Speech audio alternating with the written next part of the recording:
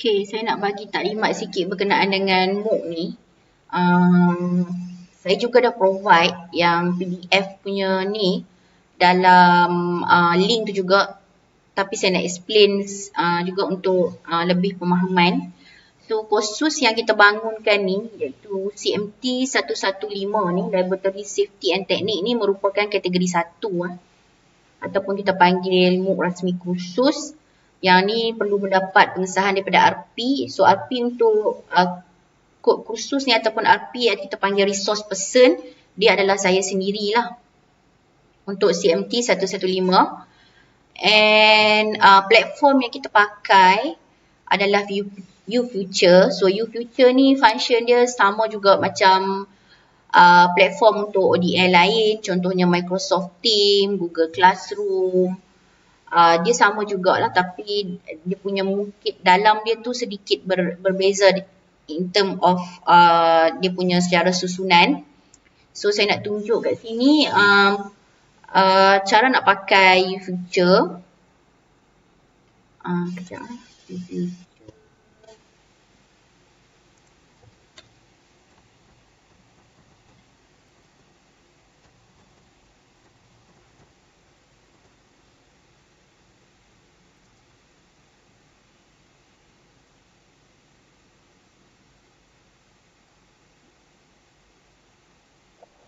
So untuk pihak NIOSH dan juga pihak NRG, so yang tu kena tunggu dulu kebenaran daripada pihak ISAP UiTM Shah Alam. Bila dah dapat kebenaran tu baru boleh login ke dalam sistem ni juga. Semua pembangun boleh login ke dalam sistem ni. Once dah dapat untuk pihak NIOSH dan pihak NRG, once dah dapat approval daripada ISAP, nanti saya akan maklumkanlah kepada Encik Yusri, Encik Rozaimi dan juga Encik Badrul ya. So macam untuk pensyarah sedia ada UiTM boleh masuk terus.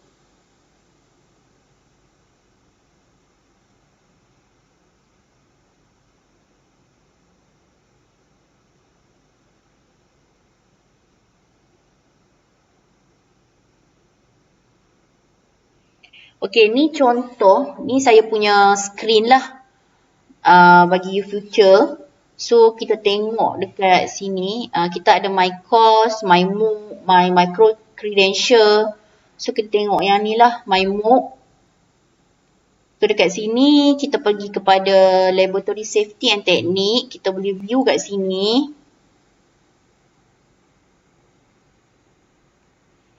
Okey. Sini saya dah masukkan dia punya course description, course syllabus pun saya dah masukkan, assessment pun sama.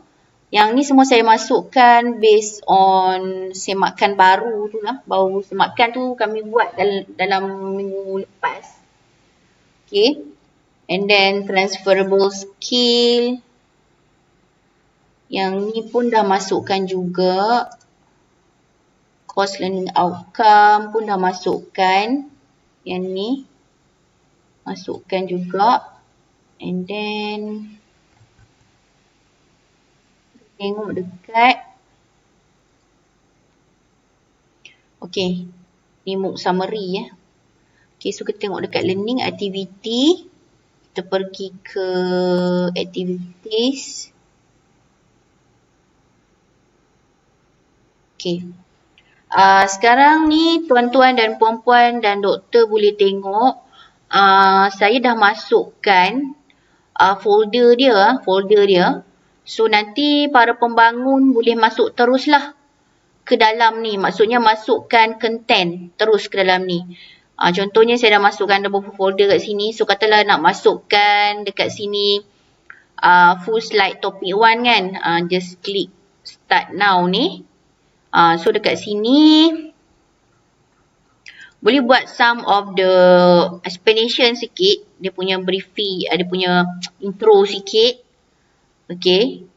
And then kita boleh attach file lah. Kalau sini dalam bentuk full slide topic 1 kan. So yang ni kita boleh attach slide lah. Slide. Dalam bentuk PowerPoint ataupun kita convertkan kepada PDF. Okay. So kalau macam kita pergi balik ke aktiviti.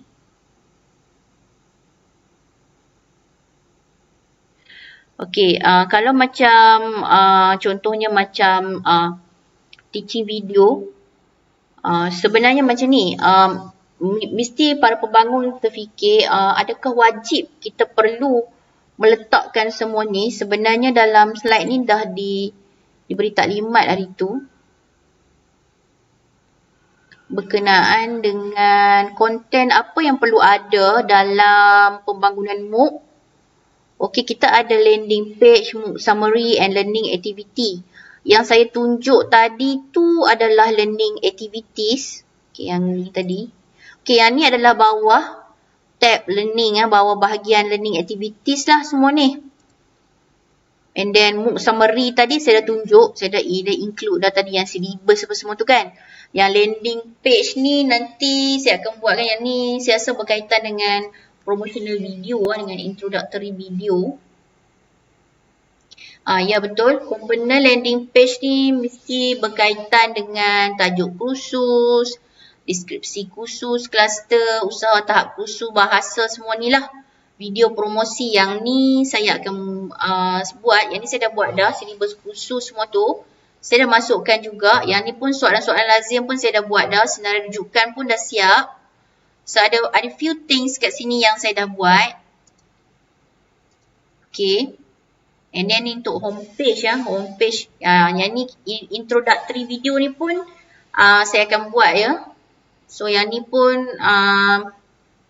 saya dah buat dah, jam kredit. Okay. Mungkin kat sini sesi pengenalan ice breaking ni yang ni nanti yang ni pun saya akan buat juga. Okay. So para pembangun boleh fokuskan part yang learning activities ni. So learning activities ni melibatkan senarai topik utama. Contohnya topik 1 kan. Topik 1 saya buat 2 subtopik lah. Macam kat sini. Ni topik 1. Saya buat 2 subtopik. Content 1 and overview and objective of ISO in general. And then saya buat 3 subtopik kat sini. Content 2 type of ISO, semua ni lah. And content 3 registration and audit process of ISO in general. So nanti Encik Yusri boleh upload di sini. Encik Rozaimi boleh upload di 2 folder ni. And then di bahagian course activity ni, kita tekan start now. So kat sini boleh tengok aktiviti ni kita boleh pilih. Kita boleh pilih sama ada kita nak attach link. Dia boleh attach link kat sini. Kejap. Ni apa dia? Okay, yang ni kita boleh attach video lah. Apa benda yang berkaitan dengan aktiviti. Contohnya kat sini kita boleh attach soalan ke.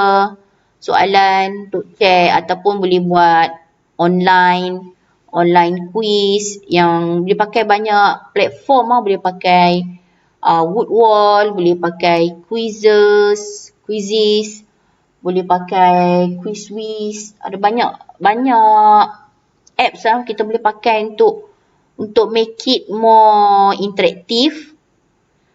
Okay.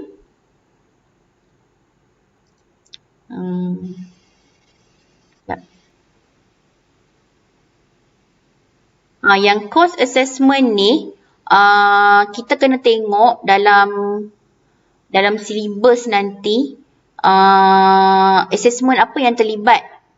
Sebab bagi course ni assessment yang terlibat adalah, contoh kita tengok topik 1 Okay, topik 1 sekejap.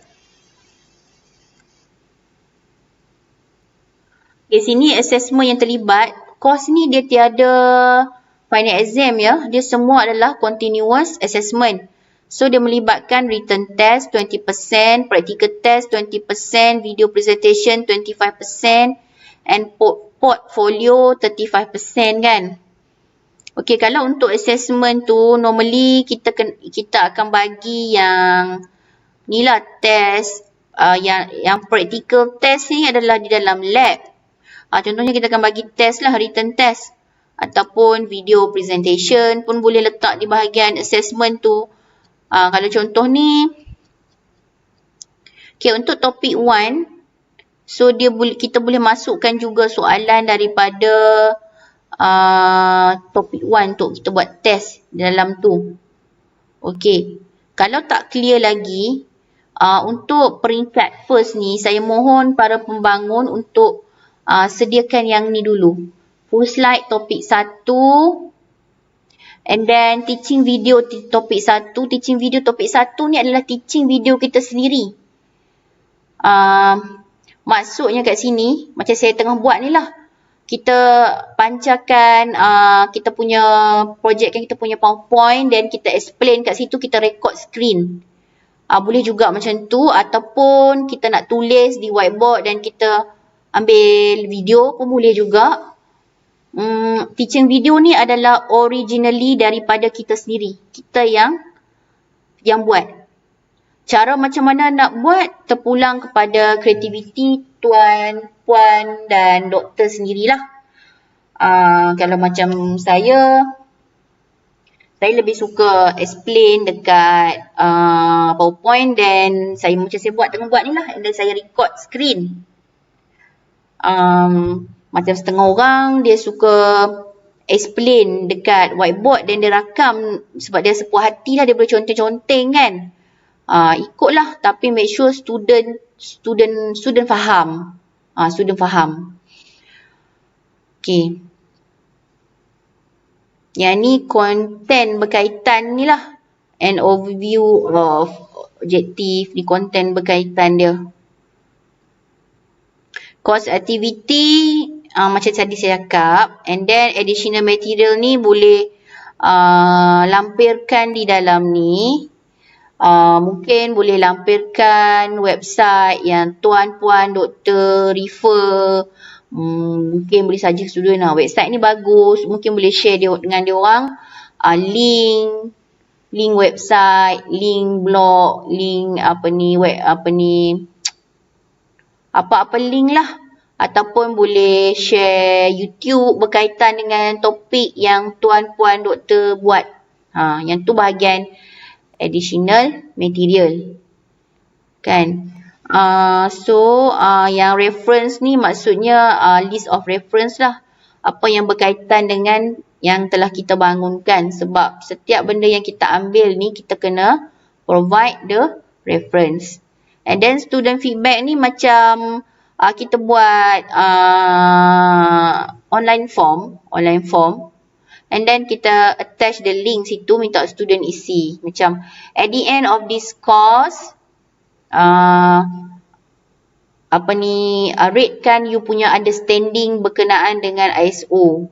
Ada scale lah, daripada skala 1 kepada skala 5. Understanding dia macam mana? Macam tu. Ataupun boleh buat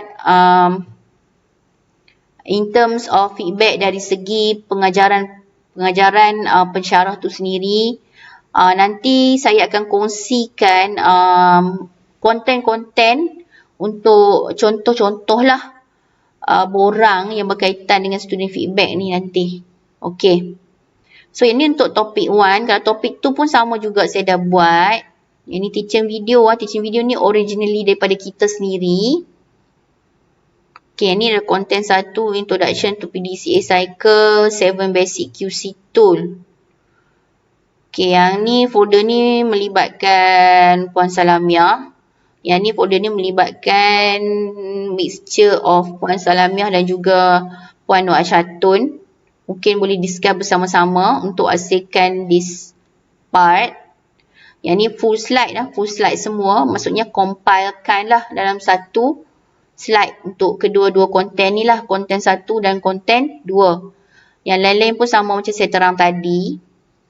Okay, untuk topik 3 pun sama juga. Saya dah bahagikan kepada 4 subtopik, iaitu History of OSHA, Development of OSHA in Malaysia, Laboratory Hazard and Risk, dan juga laboratory safety equipment ni. Yang ni of course kena ada teaching video lah berkaitan dengan konten dia yang berkaitan ni. Okay, yang ni basically dalam sistem U-Future lah. Okay, so kita tengok balik taklimat dia. Okay, untuk learning activity ni subtopik dia kalau kita nak buat video dalam minimum 3 minit. Hasil pembelajaran topik ataupun kita panggil learning outcome dia kita explain minimum 2 minit. And then bahan pembelajaran kita video pengajaran asli. Yang tadilah video pengajaran asli tu adalah teaching video. Dia punya minimum dia 1 minit. Ni bukan maksimum lah, minimum. At least 1 minit. Lebih tak apa, jangan kurang. And then aktiviti pembelajaran yang ni learning activity ya, minimum dia 1 minit. Contohnya minta student solvekan puzzle dalam bentuk wood wall. Okay, so berkaitan dengan term-term yang terdapat di dalam ISO ataupun term-term yang terdapat dalam safety kan. And then pentaksiran. Pentaksiran ni adalah assessment tadi. Ini minimum. Kejap saya silap ni. Minimum ni bukan masa ni. Minimum ni maksud saya konten. Silap. Minimum ni maksud saya bilangan subtopik tu. Sorry. Minimum ni adalah bilangan subtopik tu sendiri. Katalah subtopik kamu tadi untuk subtopik tuan, puan dan doktor tadi adalah contohnya saya tengok bagi chapter 1 lah. Subtopik dia adalah 1, 2 dan 3. So subtopik dia 3. So boleh tak? Dia kata minimum 3. So wajib kena ada 3. Lebih tak apa, jangan kurang. Okay, hasil pembelajaran topik maksudnya yang ni learning activity. Bukan learning outcome, learning activity. Ini outcome yang ni. Learning activities lah. Yang melibatkan activities lah kan. So minimum 2 minit. Maksudnya katalah you nak buat, kita nak buat quiz kan. Quiz nak check student punya understanding kan. Pakai quiz whiz ke, pakai wood wall ke kan tu kan. Kita buat lah. Satu buat quiz whiz, satu buat wood wall lah. Contoh macam tu. Ataupun satu buat pakai Kahoot. Satu tu buat pakai Kahoot. Satu lagi buat pakai Google Form. Ikutlah. Minimum 2 minit. And then yang ni adalah bahan pembelajaran yang tadilah yang full topik tu. And then yang ni video pengajaran asli minimum 1. Kalau lebih tak apa. Macam tadi saya buat dalam folder tadi 1 je. So takut banyak-banyak pun takut tak sempat. Ataupun kalau let's say kalau rasa macam lebih suka mengajar. Mungkin kat sini boleh masukkan video terus. Contohnya an overview and objective of ISO buat video. Okay, ada satu teaching video dekat sini. Yang ni satu teaching video dekat sini. Yang ni satu teaching video. So ada 3 teaching video kat sini. So yang tu lagi bagus lah. Ikutlah tuan, puan dan doktor nak buat macam mana kan. And then yang ni pentaksiran assessment minimum mesti 1. Contohnya katalah nak buat assessment berkaitan dengan quiz untuk topik 1. So 1 je lah. Dia tak boleh lah kurang daripada 1. Kalau 1 maksudnya tiada lah kan. Dia mesti minimum 1 ataupun lebih. Bahan rujukan ni pun minimum 1. Seeloknya lebih lah kan. Supaya student tu banyak source lah untuk rujuk. Macam tu. And then yang ni saya dah terang tadi. Dalam U-Future tadi. Okay, untuk pemantauan pembangunan. Okey, selalunya yang sini ni yang sini adalah ketua je boleh akses. Pembangun tak boleh akses. Selalunya saya akan update lah time by time berapa kita punya progress sistem ni. Sebab sistem ni dia link dia ada link terus dengan U-Future. Maksudnya apa yang kita update dekat UFuture, dia akan masuk ke sini. And then dia akan kira dia punya percentage. Contohnya kat sini kan, M-Track system ni. Katalah saya tekan home. Okey, yang ni untuk MOOC 2021. So tengok kat sini, hari tu sebelum saya update folder-folder tu, dia punya percentage kat sini sikit je tau, dalam 15 macam tu. Once saya dah masukkan folder-folder tu, straight away dia increase dia punya percentage tu sampai 63. Banyaklah juga. So maksudnya folder tu ada dah, tapi konten dalam tu tak ada lagi. So mohon doktor, tuan dan puan masukkan konten ke dalam folder yang saya telah sediakan tu lah. Okay. And then dekat sini hanya saya je boleh add member kat sini. And then jap tengok ni index ni apa.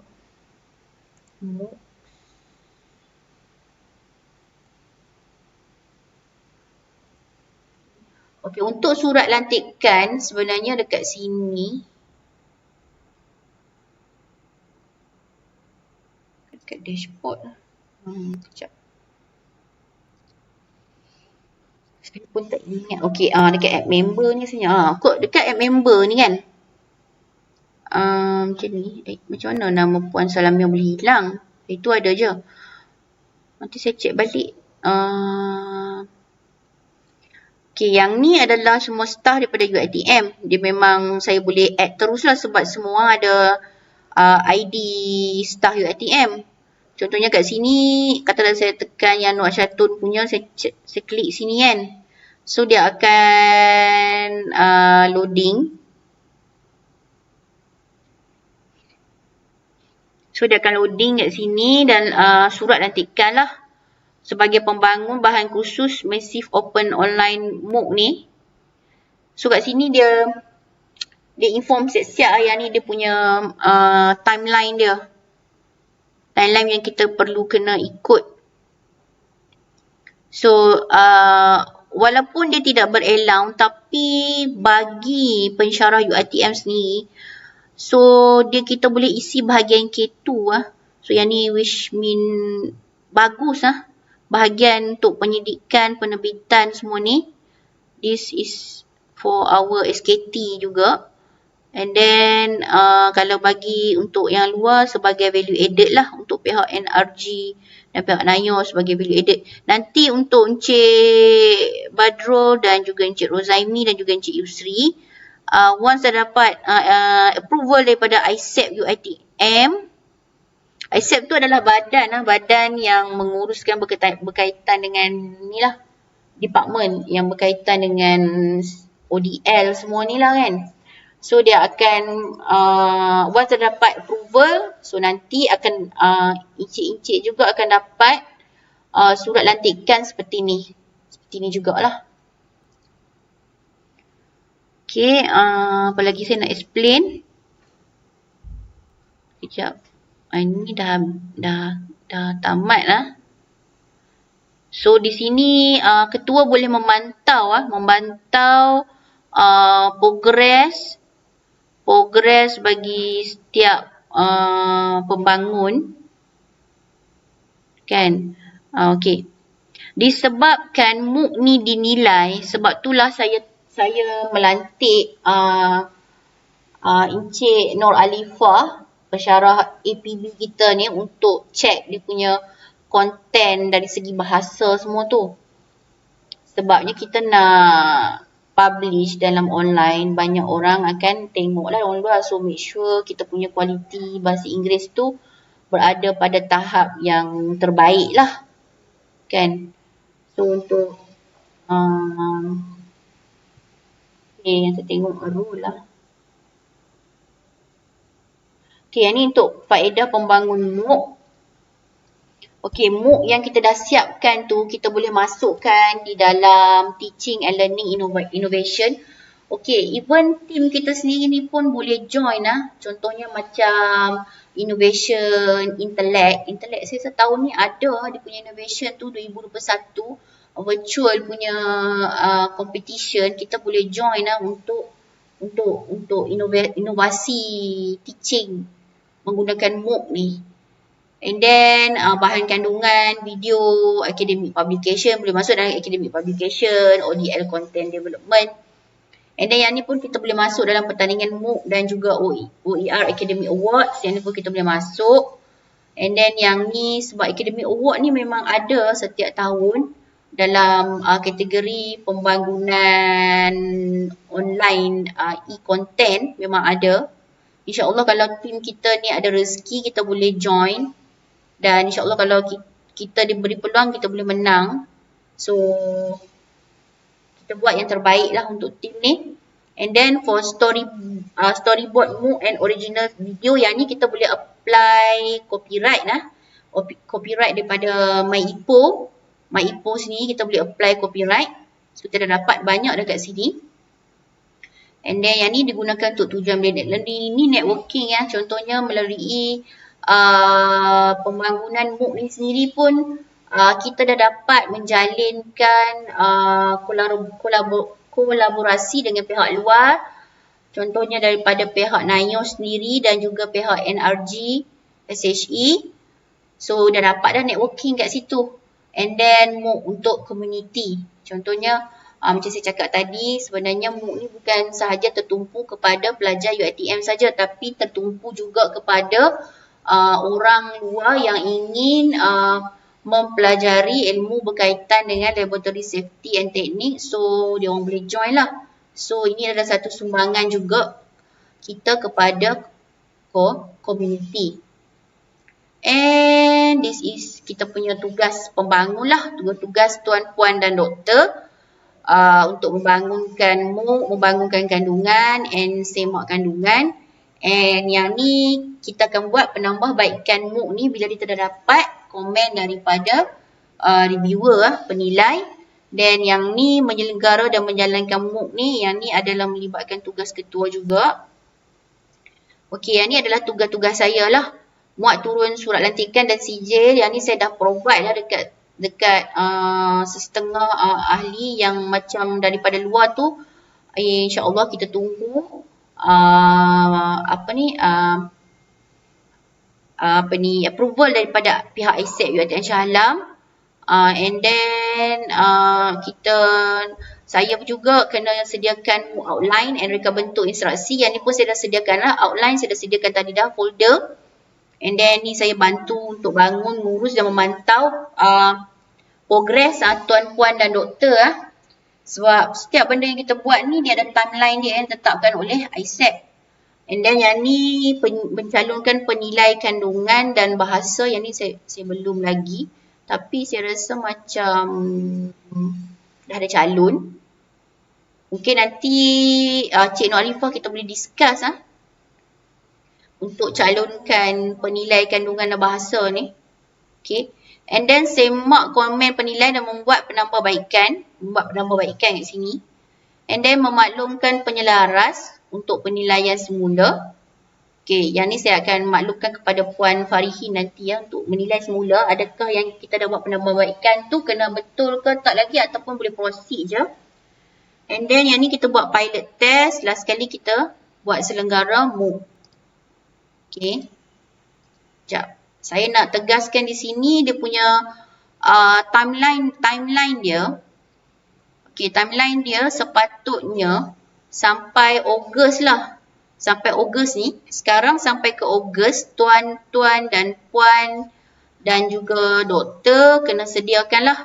Sekarang dah bulan 4. So kita ada lebih kurang 1, 2, 3, 4, 5 bulan lagi untuk siapkan. So saya mengharapkan komitmen daripada pihak tuan puan dan doktor untuk menyiapkan kandungan tu sebelum Ogos ni, sebab saya kena bagi laporan kemajuan kita punya pembangunan. Sepatutnya bulan Mac saya dah kena bagi laporan dah. Alhamdulillah kita punya kemajuan kita untuk bulan April ni pun saya tengok tadi progress dah 60%. Tapi kalau once tuan puan dan doktor dah upload kandungan dalam folder tu, percentage akan naik lagi lah. Kan. Okay, yang ni saya pun kena submit juga untuk laporan kemajuan ketiga 80%. So yang ni akhir ni saya mengharapkan Ogos ni adalah kita dah siap dah 100% lah, 1% untuk MOOC CMT 115.